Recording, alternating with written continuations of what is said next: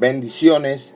En nuestro mensaje bíblico de hoy estaremos tratando el tema protección divina.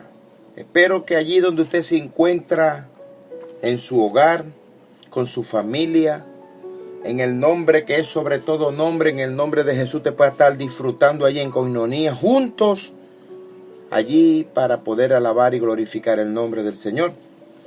A esta hora estamos predicando, le vamos a enseñar esta palabra en Primera de Reyes capítulo 17 y espero que usted esté allí atento a la palabra que sale de la boca del Señor y que podamos entender las maravillas que el Señor tiene para nosotros en el nombre de Jesús.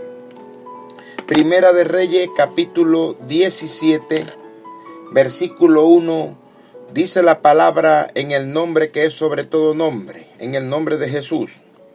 Entonces Elías Tisbita, que era de los moradores de Galad, dijo a Acab: vive Jehová, Dios de Israel, en cuya presencia estoy, que no habrá lluvia ni rocío en estos años, sino por mi palabra. O sea, Elías estaba declarando algo poderoso delante de la presencia de un rey, y le dijo al rey Acab en aquel tiempo: aquí no va a llover si no es por mi palabra.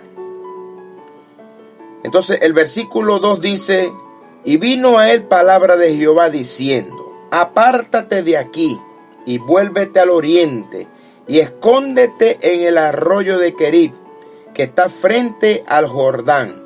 Beberás del arroyo, y yo he mandado a los cuervos que te den allí de comer. O sea, es importante saber en este día y a esta hora que cuando hablamos de la protección divina, hablamos de que Dios tiene el cuidado de todas las cosas y que en ese cuidado que Dios tiene de usted y de mí, Él va a proveer todo lo que te hace falta, todo. Cuando Elías declaró esa palabra, si usted se pone a leer el versículo 1 del capítulo 17 de Primera de Reyes, usted puede entender allí que el que dio la palabra para que no hubiese lluvia en la tierra en aquel entonces fue Elías. No fue Dios que le dijo a Elías: mira, haz que no llueva en ese tiempo, por tanto no va a llover si no es por mi palabra. No, el profeta Elías dijo: aquí no va a llover. Yo quiero que usted lea conmigo el versículo 1. Dice: entonces Elías Tisbita, que era de los moradores de Galad, dijo a Acab, al rey: vive Jehová, Dios de Israel, en cuya presencia estoy, que no habrá lluvia ni rocío en estos años, sino por mi palabra. O sea, usted va a entender aquí cuando Dios le habla al profeta y cuando el profeta habla por la boca de Dios.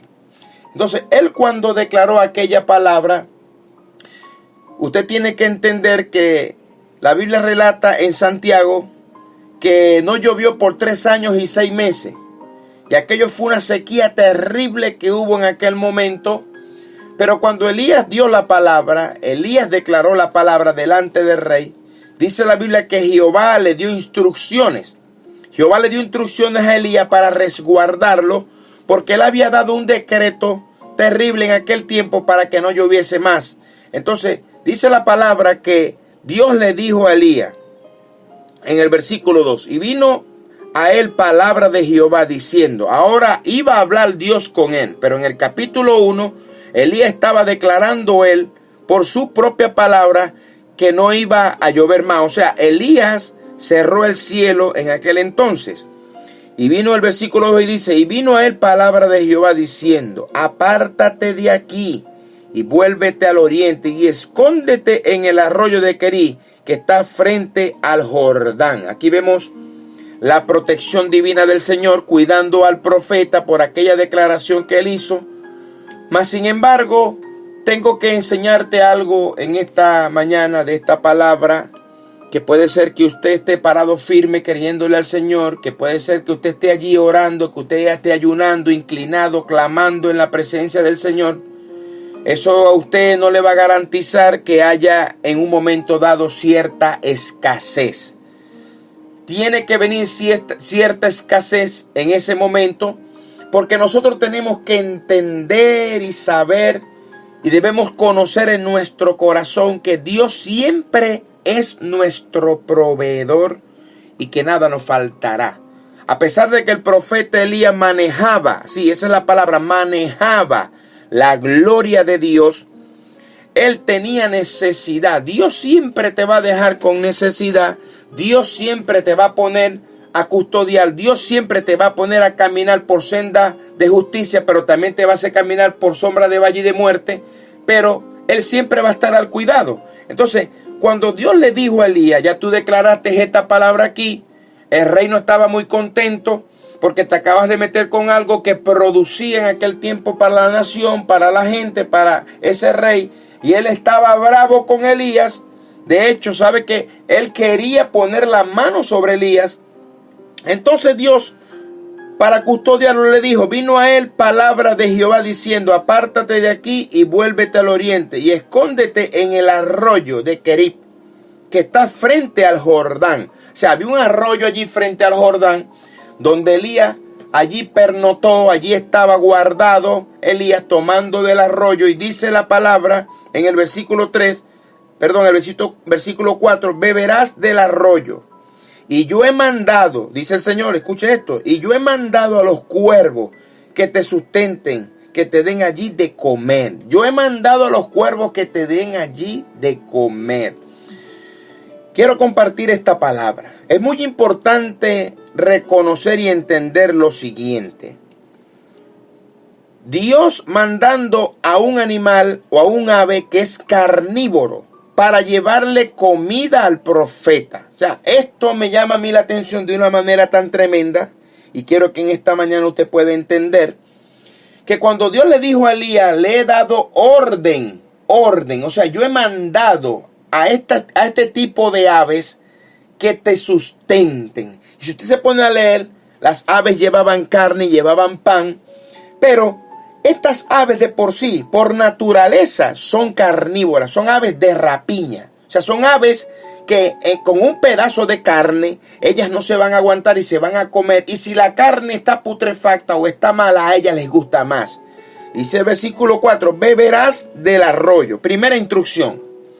Cuando Dios nos quiere proteger o cuando nos quiere dar su protección divina, lo primero que tenemos que hacer es tener instrucción de parte de Dios. Y no solamente tener instrucción, lo primero que tenemos que hacer nosotros como creyentes es sujetarnos a las instrucciones, es caminar en las instrucciones, es obedecer las instrucciones del Señor. El versículo 4 le dijo, beberás del arroyo. O sea, Dios le dijo a Elías claro, yo te voy a resguardar de lo que acabas de declarar, yo te voy a cuidar de lo que acabas de decir delante de este rey que a lo mejor te estará buscando para matarte, que de hecho era así.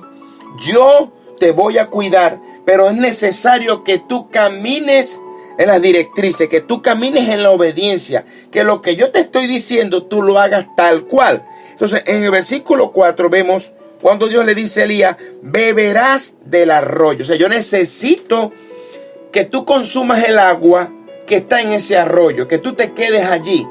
Dios es específico cuando da una instrucción, pero nosotros a veces entendemos que Dios dice una cosa y podemos hacer otra en el marco de lo que Dios dijo. Si Dios le mandó a beber agua de ese arroyo, hay gente que a lo mejor dice, no, yo quiero ir a beber agua del Jordán, porque el río Jordán, esa agua es más cristalina. No, Dios le mandó al profeta a que él bebiese agua del arroyo que estaba en Querib. O sea, un lugar específico. Cuando Dios te da una instrucción, Dios te da el lugar específico, la hora específica, y Él va a colocar las personas idóneas que te puedan suplir y surtir.